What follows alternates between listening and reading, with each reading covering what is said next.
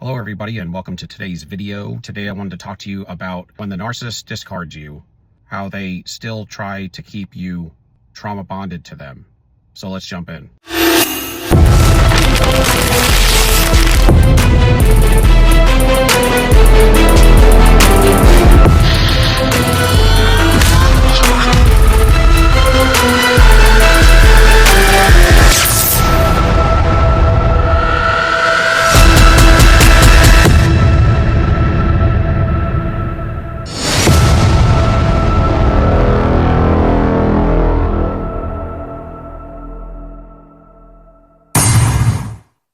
The narcissist, what will happen is, of course, they do the devalue and then discard you. So they try to discard you heavy when they leave you. They have reserved a new source of supply that they're going to put in your slot. You are most of the time out of fuel or they're bored. So they have secured a new source of supply. When you're out of fuel, you just can't give them that spark that they need anymore. It's not new anymore. And chances are you're not giving them the validation that they need, that they feel they deserve. In their mind, they're hearing new supply. So they jump to that new source of supply. They secure them, probably ghosted you, and then breadcrumb, they devalue you hard. And then right at discard, they try to destroy you, try to buckle your knees to knock out any kind of platform or foundation that you have in your life. They complain, devalue everything good in your life. They tell you how much you're no good, you're a loser, and you're going to die alone. Typically, they project at the end everything that they're doing to you onto you. That's how they're telling you the truth, through the lie. Listen closely when you get discarded, because when you get discarded, any accusations that you have in regards to what they're doing, generally speaking, they will rage out in their discard phase, in the development of the devaluing of it. They will usually get all of their negative energy out and throw it all on you. All their garbage they will plant on you, performing this energy transference with you. As they get you in your reactive mode, they're also telling you everything that they suggest you're doing to them is exactly what they have been doing to you. These are some of the things I've talked about before that Illuminists and people of witchcraft use as a tactic, this karmic law that they believe in. Now, we don't believe in this, but I'm just going over it because this is what they do believe. And what you will find is any kind of type of controller in this world system and anybody in the fallen kingdom is going to operate like this. But perform this discard and this energy switch. It's a way of them unloading all of their trash on you so they can fill up on all of your good soul energy on their way out. They do this so they can scoop up all the positive energy that they can. And at the same time, it will destroy your self-worth if you believe it. It'll destroy your self-esteem if you believe it. And it will get you in a circle to nowhere while they're gone, you see. So you're not just in a circle to nowhere during the relationship with the narcissist, but they want you to continue that cycle without them in it now. So they do the love bomb, devalue, discard, and then before the Hoover comes to complete the circle, they're going to get you to continue to walk in ego, chase them, devalue yourself, walk in depression, and then get breadcrumbed and then hoovered. And you're going to be love bomb, devalue, discarded again.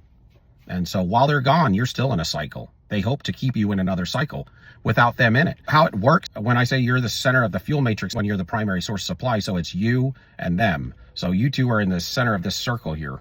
The primary supply is in the center with them because they're the ones that pour their heart out. They're the ones that fuel them up. They're the ones that give them the most positive energy, validation, adoration, admiration, and the most fear, anxiety, and paranoia because of all of the abuse that's taking place and because they're with them on a daily basis. So you're going to be absorbing negative energy daily. There's a heavy price to pay for that.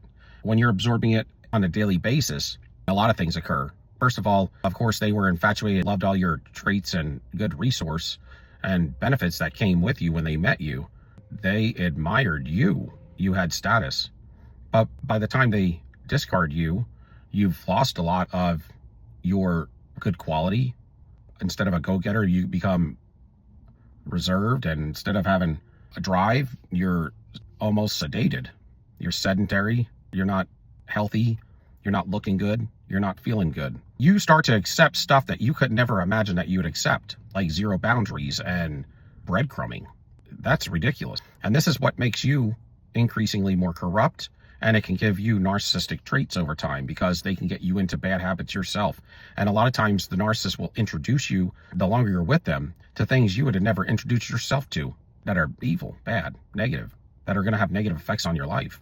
But because you went into consent and covenant with them, you went into a partnership and a relationship with them, even though you were seduced, you were groomed, you still have to pay for it, because that's why this is called a generational curse. You were groomed and prepped for this since your birth. But just know, if that's the case, it's because there's great things that God wants to do through you.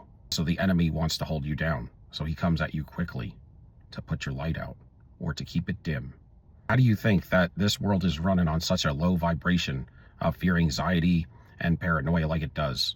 People are not healthy. A lot of people don't have ethics. They don't have any self-worth or any self-control. Everything has gotten to a place and a point in time to where some people are hopeless. They have no faith and they have no belief in themselves.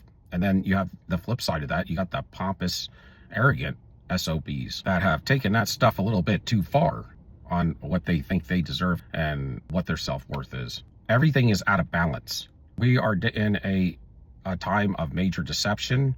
You have to be careful. Goodness and values these days are extremely hated by this world. You can't even bring things up in conversation about something of goodness because you will offend somebody just by it being from an ethic of goodness, because there's so many unbelieving people out here that are living in such treachery. They want you to be numb, and they want your spirit to be dimmed, your spirit to be at such a low level that you're just functioning. And if you collapse, that's even greater for them. So one or the other they'll take the collapse, knowing that they performed it on you and they've destroyed you. Or they'll take the dim lit spirit that was once bright and shiny and making major moves is now just barely functioning. It's on a ventilator. And they're good with that because they can come back and destroy you worse, and their end game to destroy you and take you off the ventilator. But they want you in that cycle, so while they're gone, they can breadcrumb you, call you once in a while, and feed you a bunch of BS about how you can work on yourself or how you mistreated them, because they flip everything to where when they discard you, all of a sudden you were the problem. And that's what they do. The smear campaign and the way they talk to you. The reason why you accept it too is because you've given up all your fuel to them. So they're wearing your energy. This is where it gets increasingly more in the field of witchcraft. So they kept absorbing your energy and flipping it with you. They're taking your energy and then they're pushing their negative energy onto you. They project it, you accept it. And when you accept it, your good energy goes into them, and you continue, a lot of times early on at least, you start to still admire them, hoping that things will get better as they future fake. Now the transference that's taking place in the spirit realm or in the energetic, the metaphysical realm, you are starting to become them as they are becoming you. So now when they are starting to tell you who you are, with you wearing their energy, it's much easier for you to accept it because you can't tell the difference between yours and theirs and who you are anymore, because they have taken all of your fuel and everything that is marked with your DNA on it. When it comes to the energetic level, the emotional field has been given to them, and you're wearing their DNA. You're wearing their spiritual emotions with their DNA marked to it. So you are feeling like them. So it's almost like the energy that they used to do bad things. Like say they cheat and lie on you, and they're stealing and manipulating and performing witchcraft as well. Maybe even visiting with somebody to perform witchcraft on you, or are doing incantations and all kinds of things, because they're not outside the spectrum of that. In fact, this is really common for them to do. When they're doing all those things and then they toss that fuel on you, that they project their negative energy onto you and take yours, you're wearing those emotions. So if you weren't wearing it and you were just wearing your own emotions, and they tried to project that stuff, or they tried to tell you with that you were doing it, but you weren't with them on a daily basis, you would reject it because you know that's not you. But when you're with them daily, part of this is not spoken of, but a lot of mind control is through that energy transference, because it makes you believe that you did it because you're feeling it. And you have to almost repent for it because you went into covenant to accept it and you made a partnership with it. And so this is part of the sinful side, the negative side, the negative reaping that you have to pay for. This is where even if you're innocent, you're not innocent for your covenants. And these are just some of the safety checks that the Lord, the Almighty, put into place into the foundations of this world system, so it won't be counterbalanced or out of balance.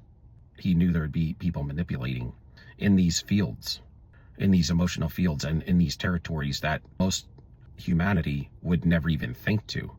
But now when we deal with the narcissist and we awaken to this stuff, we're forced to understand it and come to an understanding of it. There's a good and a bad thing. You're going to understand spiritual warfare in another light, in more of a reality than probably most people in the world today. But it's also something, just like any conspiracy, when you understand a conspiracy, you just can't explain it to somebody. You could, but they're not even going to give you the time of day to hear it. Part of it is because drive, heart, right? Will. They don't have a will for it. And it's so far out from what they've been taught in the Matrix that for you to try to explain something conspiratorial, like a world conspiratorial act that's gone on, you cannot explain it to somebody. So again, conspiracy theory type stuff and things of the nature of narcissism, because it's so far out from the norm that it fits into the same type of nature construct. And I'm actually going over this because in hopes that y'all will stretch your mind and your thoughts to actually look into some of these world conspiracies, because you have already experienced narcissism. So you're already put a crack in the matrix indoctrination. Because you already have that, you may be willing to look into other conspiracies because you will find that there's a lot of answers in them that you would never think so before. But you got to look at the whole, all the evidence of it and where individuals are coming from, because it's going to come in a way that's unnatural to the matrix and, generally speaking, what we've grown up around and what we were taught to believe, because there's other concepts out there that are not just concepts but reality, and it's also able to be proven. And how you disprove what a conspiracy theory is and make it a conspiracy fact is when you can take your everyday literal science and biology and chemistry and what they tell you is a fact, when it would be factually impossible for something conspiratorial to occur based on the facts that are written down on these charts and books. That's how you come to an answer to where it is not a theory anymore. It's factually impossible. There won't be just one fact that disproves this from being a theory, but you will find tons. Just like you find tons of things that make you sure to believe that the narcissist is a spiritual situation, that it's demonic in nature. Will project this stuff onto you, and they will get you convinced through gaslighting and their lullabying seduction or abuse that they have, that they can hypnotize you into believing that you were the problem. And they do believe their own lies, but where it becomes cemented in you and in them is when they can get you to believe you were the problem. Then they know that it's you, and you do too. Or you don't, but you're accepting it. And what they want to do is they don't want to leave you forever. They just want to leave you for a time. That's their expectation. Of course, they, in the very beginning, when they discard you, they do believe that you are no good and they're never coming back. But shortly thereafter, they also can't lie to themselves forever. They know they're in cycles, and they know they do return to most sources. And they will, if you let them. But while they're with that other source of supply, the new primary, they want to continue to breadcrumb you all of these lies and get you to accept and walk into triangulation, walk into chasing them, walk into being thirsty for them, and to doing whatever they want you to do while they're gone, in hopes that you can get them back. And until you understand that these are all lies and manipulations and that there's nothing good in them for you, you can potentially continue down this road. And while they're gone, they want you still energetically intertwined with them and their new relationship. But when you don't get emotionally and energetically intertwined with them after discard. You either accept it, or you discarded them and you turn them off, or you got discarded and you turn them off and you heal. Then they don't know, they're very anxious. They don't feel that they have power and control because they've lost control, right? So they're not going to believe that they're validated now. So when they go to this new source supply, you know how they get you second guessing yourself, quadruple guessing yourself. You almost need to get their validation just to walk to the mailbox and know that you can do it without making a mistake and without getting them to rage out on you. Well, this is how they start to feel. See, a lot of times what they throw on you and the feelings that they get you intertwined in are the same feelings that they have when you refuse to accept it. So as crushed as you feel when they leave you by accepting all that stuff, this is what they feel like in their own selves when you refuse to accept it. So now, if you don't accept it when they go to the new source of supply and you don't play into it, then they don't feel good about anything. And they start ruminating on you. And you know how you would do that block unblock thing, block unblock with their phone number, and you might, call them and you felt like you shouldn't have did that or whatever. These types of things, that's what they start doing. Except they try to be a little bit more reserved about it and not follow through with it. I've been around enough narcissists throughout life in my past before I awoke to know and to hear them talk about it. They do the same thing you do when you don't accept it, except they may not reach out, but they will do the block unblock and all that stuff. And they will get thirsty for you, and they will feel the need to come back or to get you back under their power and control, under their authority, because that's what it is.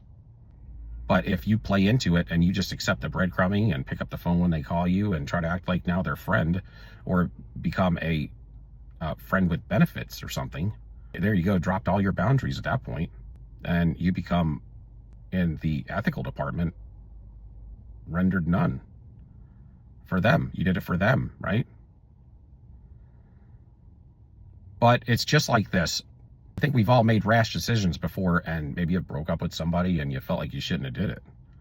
But when that person turns you off, man, it's a hard pill to swallow. It's something that you regret and you wish you didn't do, and you feel insecure, and you can ruminate on it, even in a regular relationship. Well, when they do that to you and you refuse to play into any part of their energy or receive any kind of call or text or anything from them, that's how they feel about you. They don't want you to heal. They don't want you to get to a place and a point in time to where you actually heal past the point to where they can come back and manipulate you back into the relationship and put you back under their thumb. And that's what they get increasingly nervous about as time rolls on. Or if you find somebody that actually is good for you and backs you up and loves you, cares about you, and gets you to put that narcissist down for good. See, they can't have that. They get increasingly nervous about that because they also can't let go. They will in the very beginning. It's kind of like just as you need a rest state when they leave you for a time, but then you kind of have the urge to want to get them back when you get into that, that trauma bond starts to kick in after a few weeks and you need a hit because your endocrine system's all wacky. You're used to that hot and cold and you ain't getting it now, so you're fiending for them. Well, they fiend for you, especially when they don't have the satiety and the comfort of knowing that they can come back, or they got you wrapped around their finger and they can come back whenever they want. See, when they got you wrapped around their finger and know that they can come back whenever they want, then they're out there with a new source of supply, knowing y'all that they have both of you wrapped around their finger. Because you're not with them, it doesn't mean they don't have you. If they still know they have you, they don't have to be with you. They find comfort in that. And when they find comfort in that, they might just call you once in a while to breadcrumb you, and to make sure that you're still hooked. They'll heat check you.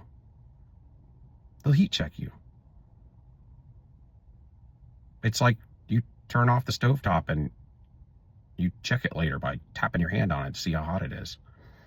If it's cold, well, then you're safe. If it's warm, you might burn your hand. So you'll tap it. That's a heat check. You'll tap it to see because if it's really hot, you ain't trying to get your hand stuck on that burner.